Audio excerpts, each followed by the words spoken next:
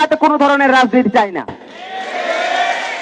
আমরা চিকিৎসা খাতে কোনো ধরনের রাজনীতি চাই না, এবং আমরা চাই না যে আমাদের জায়গা থেকে রাজনীতির কারণে আমাদের স্বাস্থ্য খাত ব্যাহত হোক। আমরা চাই আপনারা আপনাদের জায়গা থেকে, দায়বদ্ধতার জায়গা থেকে, একটা গুরুত্বপূর্ণ প্রফেশনালিজমের যে জায়গা আছে সেখান থেকে আপনারা আপনাদের রোগীদেরকে সেবা প্রদান করবেন, দেশপ্রেমের জায়গা থেকে। কারণ আপনারা যদি কাজ না করেন রাষ্ট্র কিন্তু ফাংশন করবে না।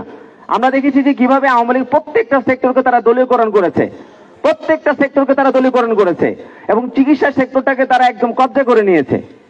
আমরা চাই না যে পরবর্তী এই বর্তমান যে বাংলাদেশ, বর্তমান যে স্বাধীন বাংলাদেশ, সেই স্বাধীন বাংলাদেশে আমরা কোনো ধরনের চিকিৎসা খাতে আমরা কোনো ধরনের অপরাজনীতি চাই না।